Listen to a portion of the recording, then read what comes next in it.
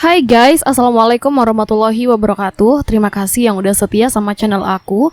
Di sini aku akan melanjutkan sebuah cerita dari Manten Mayit yang ditulis oleh Kak Dioseta. Ini adalah part yang ketiga ya guys ya. Nah, buat kalian yang baru join sama channel ini, silakan untuk mendukung channel ini dengan cara klik tombol subscribe, like, dan komen. Dan gak usah pakai lama, langsung saja aku akan melanjutkan ceritanya.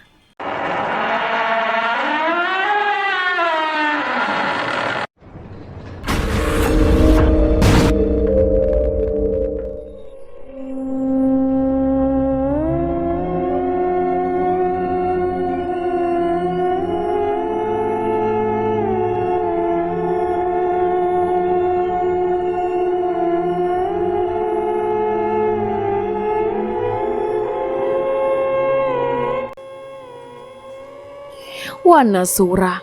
Sekali lagi cahaya menyerang Doro Sasmo dengan kekuatan Wanasura.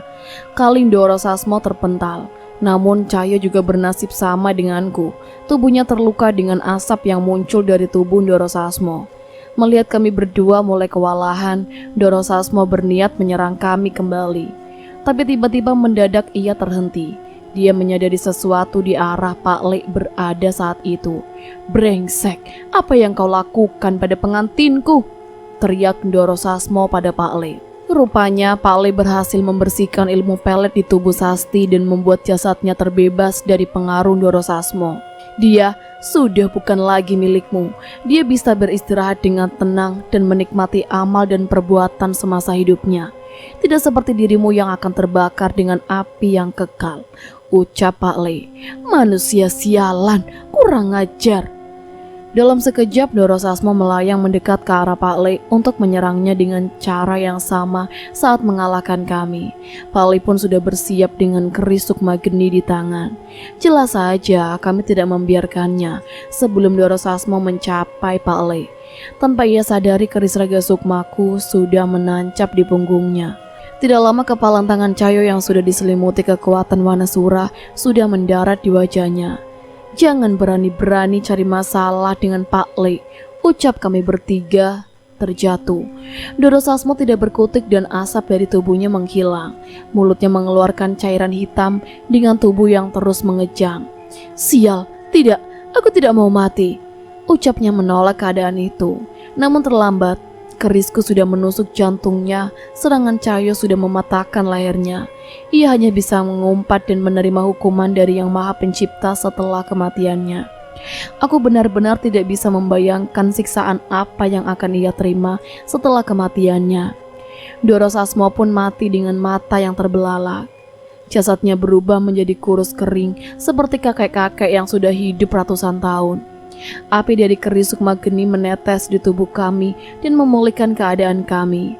Kami pun bangkit dan menatap tubuh Doro Sasmo yang mati dengan mengenaskan.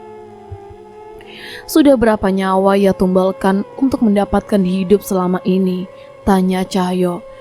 "Tak terhitung. Seseorang yang sudah bersekutu dengan setan akan takut dengan kematian. Tidak ada tempat lain selain siksaan kekal yang akan mereka dapati di akhirat nanti. Makanya ia akan mencari cara untuk terus hidup apapun bayarannya," jelas Pak Le. "Padahal mereka tetap tidak akan bisa menghindari panasnya api neraka selain dengan pertobatan," ucapku. Pak Le pun membakar tubuh Doro Sasmo, sementara kami membawa jasad Sastri ke teras rumah Pak Kades dan mengamankannya. Setelahnya kami berniat memberitahu Pak Badri bahwa jasad Sastri sudah dapat dikuburkan dengan layak bersama dengan kepala yang masih terus dibawa olehnya. Namun tujuan kami berubah.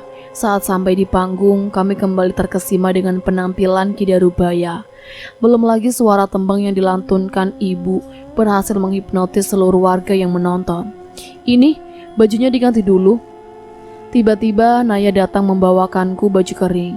Cahyo pun segera menoleh ke arah kami dengan mata isengnya. "Tenang, baju Mas Cahyo juga Naya bawain," ucap Naya sebelum Cahyo sempat berbicara.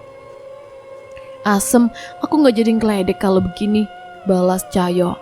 "Makanya lain kali jangan iseng ledekin Nyi Sendang Rangu. Dia itu penonton setia Ki Darubaya dan Nyai Kirana," ucap Naya yang ternyata melihat kejadian memalukan tadi. Sementara itu di sebelah kami, Pak Lek dengan senang menikmati pisang rebus dan kopi panas yang sudah dibawakan oleh Naya. Hati-hati Naya, kamu harus siap mental kalau mau deket sama bocah-bocah bandel ini. Biar pendiam begitu, Danan juga rakus, ledek Pak Le. Aku menyenggol tubuh Pak Le memintanya untuk menjaga harga diriku di depan Naya. Jangan gitu Pak Le, jangan di depan Naya, ucapku. Sama satu lagi, Danan juga banyak fansnya di kantor, tambah Pak Le yang masih belum puas meledekku. Kali ini Naya termakan ucapan Pak Le. Matanya berubah curiga memiringkan mulutnya. Bohong, nggak banyak. Pak Le ngada-ngada, ucapku membela diri. Nggak banyak, berarti beneran ada, balas Naya. Nggak ada, bukan fans kok. Mana bisa aku punya fans? Aku berusaha agar jawabanku tidak memperkeruh keadaan. Terus yang makan bareng di kantin kantor kemarin siapa? Ledek Cahyo dari jauh yang sukses memperkeruh keadaan. Aku menoleh padanya sembari mengacamnya dengan kepalan tanganku. Sebaliknya Pak Le dan Cahyo malah menertawakanku sembari mengemil kacang rebus di hadapan mereka. Asem kalian.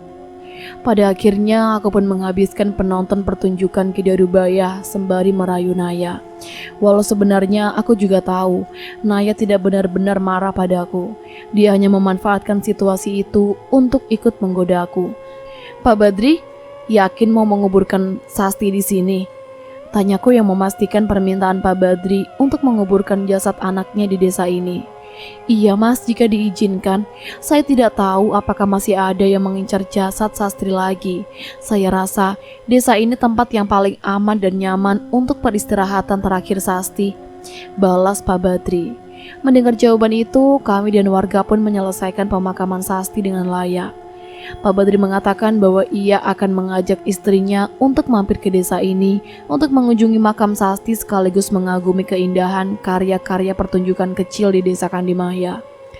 Aku tidak menyangka ada desa seperti ini, ucap Pak Badri kagum. Semua desa sama saja, hanya saja desa kami mengerti cara menonjolkan potensi desa, balas Pak Kades. Pak Badri menggeleng. Tidak hanya itu, ada hal lain yang membuat desa ini begitu istimewa.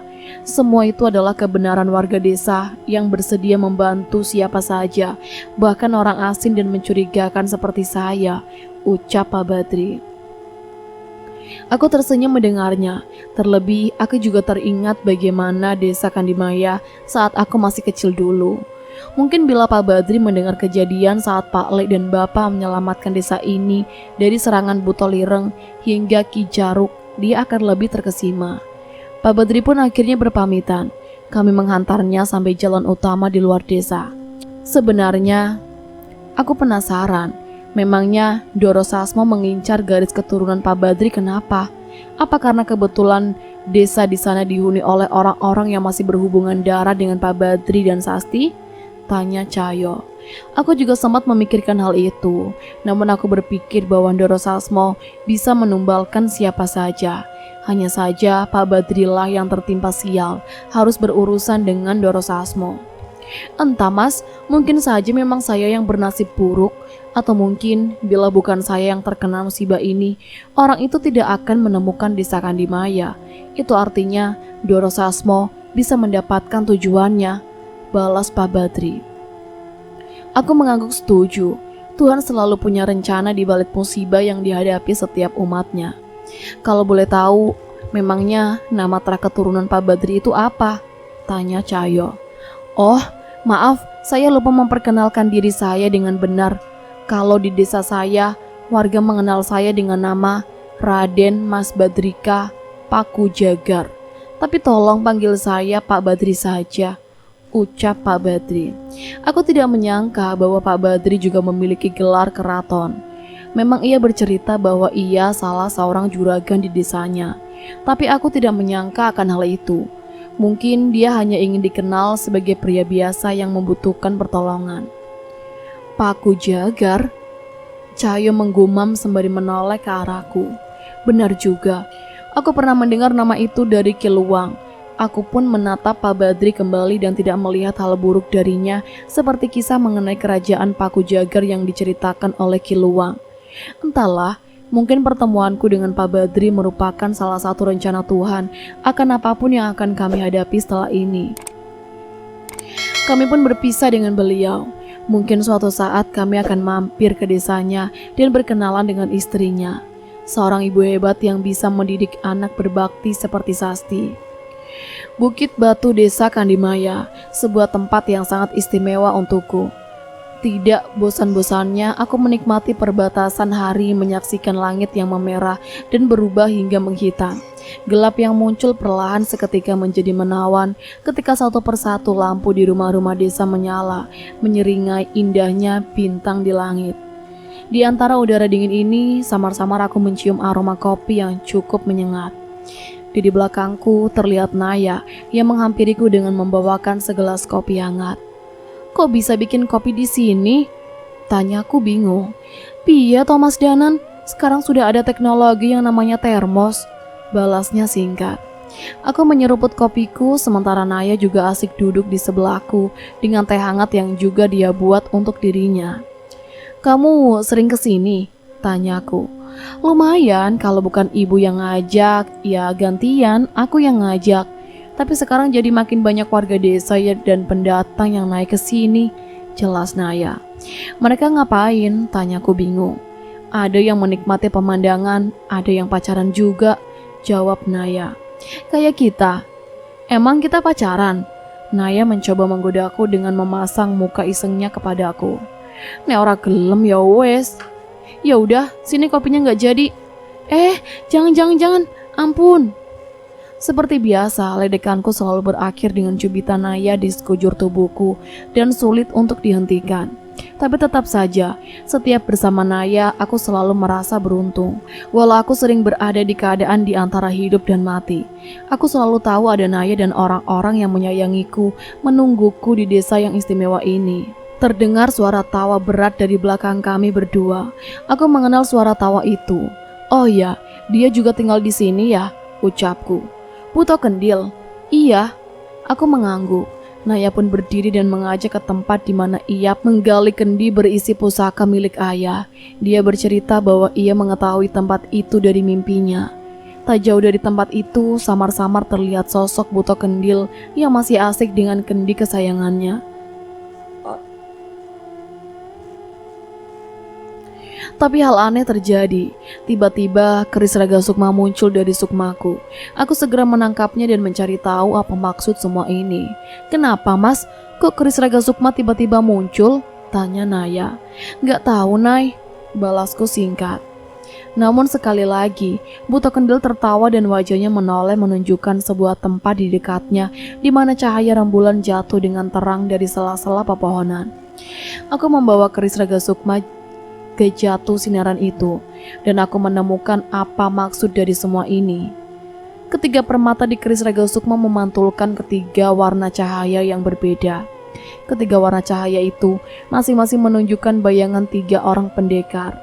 Aku tidak bisa menebak siapa mereka. Yang aku tahu, entah mengapa, aku merasa cukup dekat dengan sosok misterius yang dipantulkan oleh ketiga cahaya itu. Sayangnya, pantulan cahaya itu tidak berlangsung lama. Pantulan cahaya itu menghilang tepat saat matahari menutupi sinar rembulan.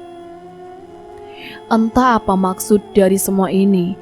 Aku mencoba berpikir keras. Semua tetap sama saja sulit untuk menemukan jawaban begitu saja.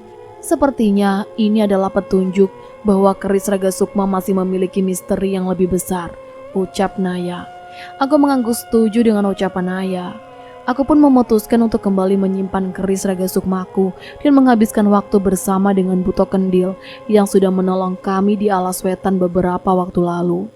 Aku menceritakan padanya tentang sosok raksasa pemberani yang dulu selalu setia menjaga Bukit Batu ini. Tentang seorang raksasa pengagum pertunjukan wayang desa Kandimaya yang memilih meninggalkan sifat jahatnya dan melindungi desa Kandimaya. Buto Kendil tertawa. Tawanya itu benar-benar memiliki ciri khas yang sulit dilupakan. Yang pasti aku mengetahui bahwa dia sangat bersemangat mendengar kisah itu.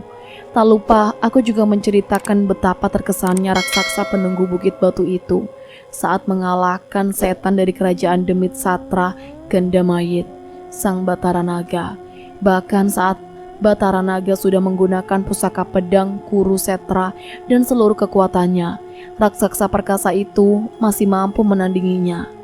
Dari raut wajahnya, sepertinya setelah ini Buto Kendil akan terus menagih cerita tentang raksasa itu setiap aku mampir ke tempat ini. Aku pun tidak keberatan. Bagaimana mungkin aku bisa melupakan kisah seorang raksasa yang sayang dengan manusia. Bahkan dia rela mengorbankan hidupnya walau dengan menghadapi kutukan yang membelenggunya selama ini. Aku memperkenalkan pada Buto Kendil, seorang raksasa teman kami yang akrab kami panggil dengan nama Buto Lireng. Nah teman-teman, jadi itu adalah tadi ya akhir cerita dari Manten Mayit ya, yang ditulis oleh Kak Dioseta. Nah, kalau menurut kamu gimana nih?